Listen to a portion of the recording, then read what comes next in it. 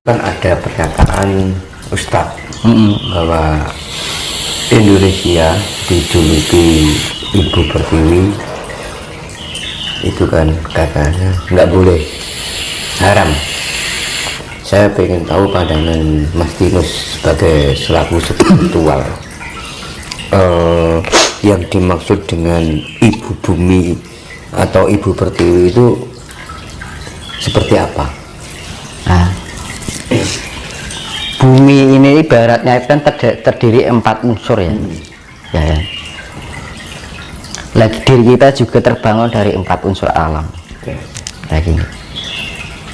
Orang yang berkata itu sudah lupa dengan asal usul, tidak mengerti dengan asal usulnya.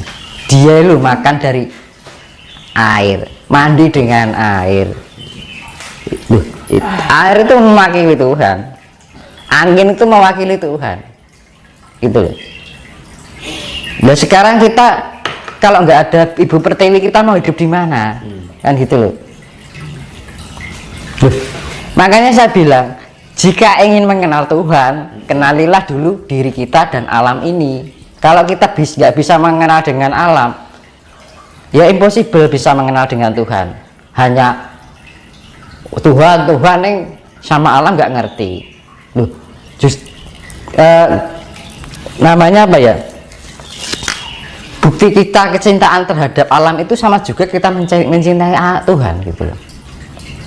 Ya dengan alam aja nggak ngerti bagaimana kita mengenal Tuhan. Dan Tuhan memberikan kita kehidupan melalui air.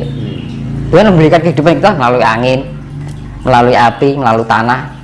Nah kalau kita mencintai Bumi Pertiwi, lah urip ning angkasa wae kan ngono lho. Ya ya. Itu ibaratnya gitu. Nggak usah hidup di bumi, yang gitu loh.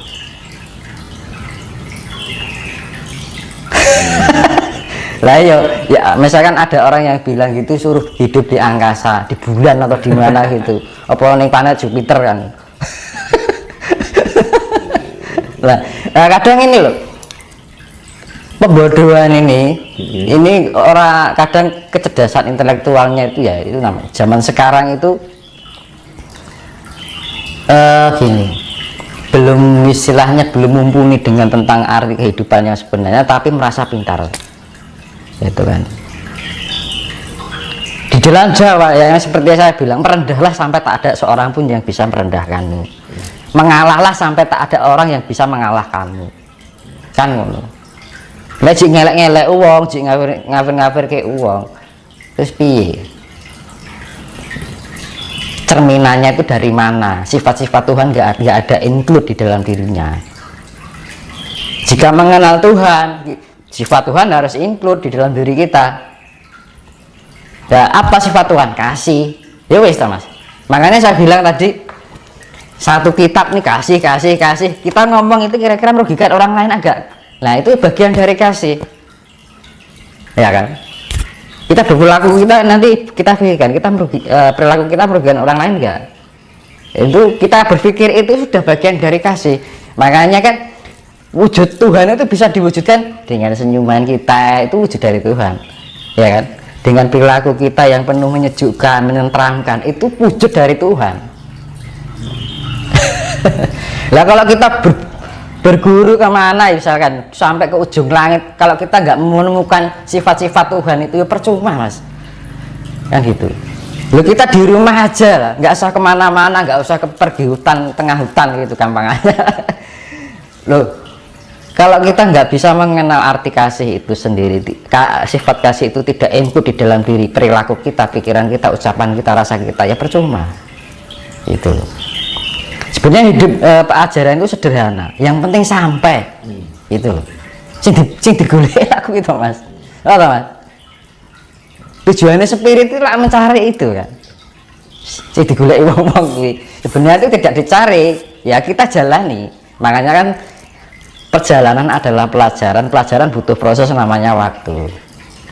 Nah waktu itu ada mesti dilingkupi rasa senang, rasa sedih, rasa bahagia, wis selalu berputar terus, dan kita berulang-ulang itu, semakin kita berulang memahami itu semakin mengerti, semakin hafal gitu kan.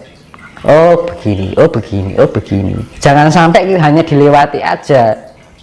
Jadi urip aja mung tur doxing turu mbadok ngising kan ngono lho.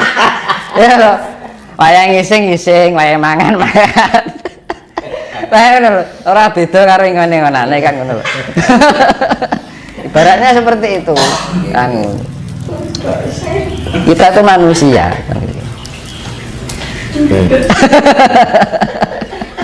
Gini Mas, kalau kita kembali berbicara tentang alam ya, bahwa kalau manusia itu bisa menyatu dengan alam, bahwa akan mendapatkan keistimewaan yang luar biasa. Bagaimana cara mendapatkan energi positif dari alam? Ya, itu tadi kita melatihnya dari dasar ya Mas. Dasar dulu kita ada pendekatan dengan alam, penataan diri dulu, perenungan. Ya tadi kuncinya tadi hening, ya kan. Sering-sering kita berkomunikasi dengan diri kita sendiri di saat keheningan kesendirian di malam hari. Kan enak kan kalau ngobrol di malam hari itu, ngobrol dengan diri kita maksudnya. Nah, itu nanti kalau kita ditelateni rajin dengan itu, nanti dengan sendirinya ada peningkatan tingkat kesadaran. Nah, tingkat kesadaran itu bisa membangkitkan energi dalam diri kita, termasuk mandi juga. Mandi itu kalau kita mandi, kita sadari setiap kita menyadari keberadaan alam, itu bisa meningkatkan energi di dalam diri kita. Mandi itu loh Mas, sepele kan. Mandi kita tiap hari mandi pagi sore. Apa pernah kita menyadari kehadiran air itu di dalam tubuh kita, yang menghiraukan tubuh kita? Kadang-kadang kan sepele kan, orang nggak menghiraukan itu kan. Nah, makanya mulai sekarang yang mungkin bagi yang nonton ya, kalau mandi disadari, oh ini air ini, nah itu akan bisa membangkitkan energi. Makan, ketika makan ini kita sadari, kita makan, kita menghirup, kita sadari, ya kan. Kita mendapatkan cahaya, kita sadari. Ketika kita sering-sering menyadari keberadaan alam yang hadir di dalam hidup kita, ya nanti energi itu akan terbangun dengan sendirinya. Akhirnya ada peningkatan level indera. Level indera itu ada 5. Misalkan gini, indera ke-6 ya misalnya. Iya. 1, orang kalau misalkan pengenalan awal indera ke-6 pertama merasakan, ya kan. Terus dengan beberapa proses pelajaran waktu pelajaran terus terulang-ulang, ada peningkatan level, yaitu pertama tadian merasakan, kedua wujud dari sifat yang tidak nyata itu tadi. Kalau sudah sampai peningkatan wujud, komunikasi, jadi diolah terus itu berarti lama dan tidaknya itu tergantung kapasitas spesifikasi nih orang itu kan beda-beda. Kapasitasnya orang kan, kemampuan orang beda-beda, ada yang lama, ada yang cepat, tergantung genetika dari leluhurnya, juga DNA yang dia miliki, sifat-sifat yang dia miliki juga. Jadi pertama merasakan, kedua wujud, ketiga komunikasi. Komunikasi itu adalah bahasa rasa.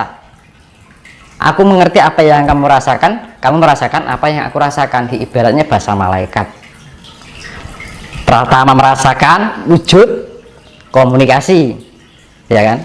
Kalau sudah komunikasi, kita bisa tahap di atas lagi adalah flashback. Kita mengenal masa lalu. Misalkan ini ada keris ini. Oh ini keris itu dulu yang megang ini. Nah itu flashback. Ya kan. Kita karena apa? Flashback itu sudah termemori oleh perjalanan kehidupan yang pernah berlalu, terlewati kan gitu loh. Jadi kita mengambil sisi memori itu ke belakang. Nah, terus ada peningkatan di atasnya flashback. Paling atas adalah kawaskitan. Ngerti sak duruning winarah. Mulai wong Jawa ngatane waskita. Waskita aji. Ngerti sak duruning winarah, mengerti sebelum sesuatu yang akan terjadi. Itu ada orang Jawa. Ya orang Jawa ngarani, orang Jawa bilang waskita. Orang yang waskita. Kan gitu. Orang yang mukti. Sakti dengan mukti kan beda. Kalau mukti ya ibaratnya waskita itu tadi. Bisa nggak kita sebagai orang awam yang belum mengenal spiritual untuk bisa belajar ilmu waskita? Bisa, semua itu tergantung niat. ya kan, tanpa ada tendensi yang keinginan tadi, karena kalau berdasarkan keinginan itu nanti terbatas. Iya, keinginan itu ada bosannya. Tapi kalau kita dilingkupi dengan rasa tanggung jawab dan penuh kepengabdian, kita menyadari bahwa hidup kita ada yang menghidupi, kita harus sadar diri, ya kan? Yang diperlukan kan kesadaran diri, tuh. Semua kan kembali pada kesadaran diri. Jadi niat untuk ke jalan spiritual itu dilandasi dari kesadaran diri dulu. Kalau hanya sekedar ingin, ya wes, ingin itu pasti ada bosannya, sesaat, ataupun ikut-ikutan. Yang lain begini, aku ikut begini, istilahnya roboh-roboh gedang. Jadi wancane ngalor melu ngalor, wancane idul melu idul, kan ngono. Nah. Jadi harus disadari dari keinginan di dalam diri tanpa ada ajakan, tanpa ada pengaruh yang lain. Kesadaran diri. Makanya diperlukan kesadaran diri itu tadi. Kalau menjalani spiritualitas harus dibangun dari kesadaran diri kita terlebih dahulu. Jangan karena yang lain seperti ini kan gitu kan, karena lagi musimnya kayak gini. Sekarang gini, orang terbangkitkan spiritual lagi enak bencana-bencana, kenapa gak dulu kan gitu kan. Ibaratnya seperti itu. Jadi kita tidak harus menunggu timing atau momen yang keadaannya lagi gini, kita lagi terbangun kan gitu kan. Jadi ya harus kesadaran itu, karena ya faktor gimana ya, zaman sekarang itu faktor lingkungan juga pengaruh, faktor orang tua ya kan. Nah, yang bisa menyentuhkan ya leluhur, jamaah leluhur. Nah gitu. Sekarang orang tua kita aja juga nggak paham, ya kan? Lingkungan kita juga nggak akan mengerti. Yang bekerja kan leluhur, Mas. Iya kan? Nah, itu kan tanda bahwa leluhur kita itu sudah bekerja, tanda bahwa leluhur kita itu ikut menjaga, melindungi, masih aktif, kan ngono teman. Keberadaan mereka masih ada. Itu bukti nyata loh, Mas. Nah itu. Terus gini Mas, apakah hanya pelaku spiritual saja yang selamat dalam kehidupan dan kembali kepada Tuhan? Kan spiritual itu bisa diartikan secara khusus dan secara luas ya Mas. Kita menjalani, memahami kehidupan sehari-hari itu, jadi apa yang menjadi perjalanan kehidupan kita pahami itu bagian dari perjalanan spiritualitas, ya kan? Itu secara umum, ya kan? Itu ya bisa terselamatkan karena rasa rumangsa ki, Mas. Jadi nggak ada niatan berspiritualitas, tapi perilakunya mencerminkan spiritualitas tanpa disadari. Nah akhirnya mencerminkan kehidupan dalam perilakunya sehari-hari, tercerminlah sifat-sifat kasih itu tadi, Mas. Jadi yang menyelamatkan ini kasih itu sendiri. Makanya secara nggak langsung perilaku dalam kehidupan sehari-harinya itu sudah bagian dari spiritualitas tanpa dia sadari, tanpa dia harus mengarahkan pada sifatnya untuk belajar spiritualitas. Kan ngono. Nah, spiritualitas secara khusus yaitu tadi kita mengolah meditasi, menata diri di dalam kehidupan sehari-hari, dari ucapan kita, pikiran kita, rasa kita, perilaku kita, kan ngono. Jadi spiritualitas bisa dimaknakan secara khusus ataupun secara luas. Berarti intinya gini Mas, ketika kita berbuat baik, bertoleransi antar sesama, meskipun kita tidak belajar spiritual, apakah itu bisa dinamakan dengan kesempurnaan hidup? Ya kalau menjalani, kalau lebih kesempurnaan ya kita harus mengolah meditasi Mas, secara khusus itu tadi. Tapi kalau yang sifatnya luas itu ya melakukannya di luar kesadaran. Jadi perilakunya itu sudah bagian spiritualitas yang mencerminkan sifat kasih, budi pekerti. Nah, nanti juga orang-orang itu juga akan terarahkan dengan sendirinya dengan apa? Rasa cinta, kasih sayang, cinta dengan alam, cinta dengan sesama itu kan. Tapi yang menuju suatu kesempurnaan itu benar-benar kita fokuskan pada pengolahan analisa diri. Jadi benar-benar di atas sadar, bukan di bawah sadar. Kadang-kadang ini kan kita hidup kita beruntung atau bejo nek basa Jawa ini. Tanpa disadari perilaku kita sudah mencerminkan suatu spiritualitas. Gitu. Ndelalah itu bejo, selamat gitu loh dari bencana atau apa gitu kan. Ini contohnya yang kayak di Semeru dulu. Bapak siapa itu yang diselamatkan, mungkin perilakunya bagian dari spiritualitas di dalam kehidupan sehari-harinya, akhirnya apa? Terselamatkan. Kan itu.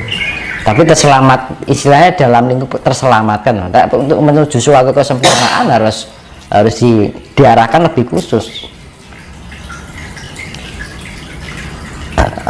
Makna spiritual yang secara khusus. Karena apa? Penyempurnaan.